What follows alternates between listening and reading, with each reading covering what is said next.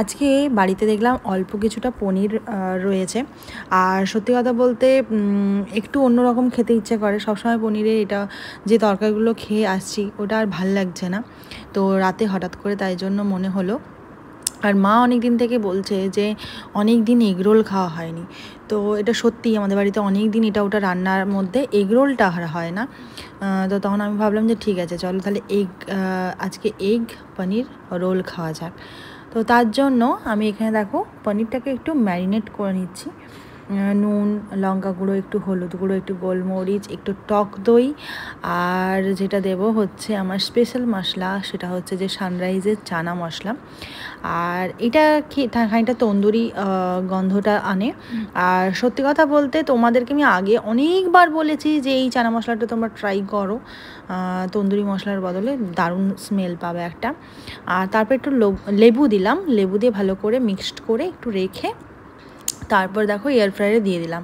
ঠিক আছে, কারণ মানে একটু আগে ওটাকে এই তন্দুরি যে একটা মানে একটা যে স্মেল সেটা আনার জন্য পনিরটাকে ওইভাবে আগে রেডি করে নিচ্ছি।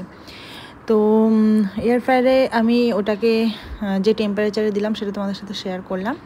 আর এদিকে কড়াইতে আমি একটু বাঁধাকপি আর একটু ওই কী বলে ক্যাপসিকাম আর হচ্ছে যে ফার্স্ট কিন্তু আমি এই দুটো হালকা করে ভেজে নিচ্ছি, কারণ আমার বাবা তো নিরামিষ খান। তো সেটা তো এতদিনে তোমরা জেনেই গেছো। তো স্বাভাবিক যেটাই হয় সেখান থেকে একটু তো নিরামিষ আলাদা করে করবই। তো এখানে সেটা দেখানো হয়নি, কিন্তু আমি আলাদা করে ওটা তুলে রেখেছি পেঁয়াজ দেওয়ার আগে। তো তারপরে হালকা করে একটু পেঁয়াজ দিলাম, তবে এগুলো কোনোটাই বেশি মানে ভাজবো না, যেহেতু মানে আমি বলবো তাও একটু হয়তো বেশি ভেজে ফেলেছি, আর একটু কম ভাজলেও চলতো। কিন্তু ওই যে বললাম আমি একটু মানে কাঁচা কাঁচা হলেও ভালো লাগে, কিন্তু বাড়ির সবার তা পছন্দ নয়, মানে বিশেষ করে বয়স্ক লোকেদের সেটা পছন্দ নয়। এই জন্য আর কি আরেকবার করে নিলাম। আর আমি এদিকে দেখে নিচ্ছি যে কতটা হয়েছে বের করে। আর এখন দেখো পুরোটাই হয়ে গেছে, একটু মানে একটু নেড়ে দিয়েছিলাম, তো এখন দেখো পুরোটা হয়ে গেছে। মানে শুধু রুটি পরোটার সাথে কিন্তু এই যে পনিরের যেটা করলাম সেটা এমনিই খেতে পারবে, এত ভালো। এটা চিকেন দিয়েও তোমরা ট্রাই করতে পারো। আর হ্যাঁ, ওটাতে যদি একটু হ্যাঁ, আমি কিন্তু ম্যারিনেশনের সময় আদা জিরার পেস্ট দিয়েছিলাম, আর রসুন আর পেঁয়াজ পেস্ট দিইনি, কিন্তু তোমরা দিতে পারো যারা নিরামিষের কোনো ব্যাপার নেই। কিন্তু আমাদের তো একটা নিরামিষের ব্যাপার আছে, এই জন্য পেঁয়াজ আর রসুনের পেস্টটা দিইনি। এবার বাবারটা আগে করে নিচ্ছি। বাবা তো ডিম পড়বে না, তাই আমি আগে পনির দিলাম, তারপর দেখো বাঁধাকপি ক্যাপসিকামটা ভালো করে যেটা ভেজে রেখে আলাদা করে রেখেছিলাম তো সেটা দিয়ে দিলাম, আর একটু গাজরের কুচি দিয়ে দিলাম।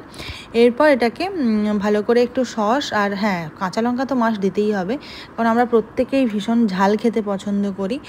আর যেটা দিতে হতো সেটা হচ্ছে কাসুন্দি। সেই কাসুন্দিটা আমার বাড়িতে ছিল না সেই মুহূর্তে, যা যা ছিল আর কি সেই দিয়েই করা হয়েছে।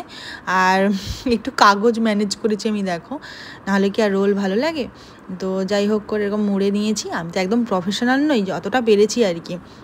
আমরা কিন্তু বাড়িতে এরকমই খাই, মানে হাতের কাছে একটা পরিষ্কার কাগজ যে দিস্তাগুলো হয় সেগুলো নিয়ে এরকম করে একটু মুড়িয়ে টুড়িয়ে খেয়ে নিই। একদম প্রফেশনালভাবে মোড়ানো আমার দ্বারা হয় না। আর সত্যি কথা বলতে এক দুটো রোল করে খেলাম ঠিক আছে, মানে ওটাকে সুন্দর করে মোড়ানো যায়, বা ফ্যামিলিতে যদি 2-3 জন থাকলো তারা করলাম। কিন্তু আমাদের যখন রোল হয় ওটা আমাদের মানে ধরো ডিনারেই আমাদের রোল হয় কখনো কখনো, মানে টিফিনের জন্য হয় না কখনো। তো সেই সময় আর কি করব, মানে এতগুলো রোল হয় তখন অত স্পেশালভাবে মুড়িয়ে খাওয়ার মতো ধৈর্য আমার থাকে না। এমনিতেই ভাই আমি খেতে ভালোবাসি, তার মধ্যে খাবারটা অতক্ষণ হয়ে গেছে আমি খেতে পাচ্ছি না, শুধু আমি ডেকোরেশনেই টাইম দিয়ে দিচ্ছি, তাহলে আর কি বলবো বলো। মানে রেস্টুরেন্টে গেলে আমি কখনোই ছবি তোলা হয় না, আমরা যা অর্ডার আসে খাওয়া শেষ, তারপরে গিয়ে মনে হয় ছবিই নিলাম না, কারণ আমি খাবার আসা মানেই আমি হামলে পড়ি। তো দেখো, আর যা যা করেছিলাম শুধু ডিম দিয়ে পরোটা ভেজে তার মধ্যে সব কিছু আগের মতো করে দিয়ে দিয়েছি, আর একটু বিট নুন, একটু লঙ্কা গুঁড়ো সব কিছু দিয়ে, আর এই সব আর কি যা করে এবার চলো মুড়িয়ে তাড়াতাড়ি আমরা খেয়ে নিই। আর মা বলেছিল কেমন লেগেছে, সে ভিডিও কীভাবে উড়ে গেছে আমি জানি না, তো তোমাদের কেমন লাগলো সেটা অবশ্যই জানিও। চলো টাটা।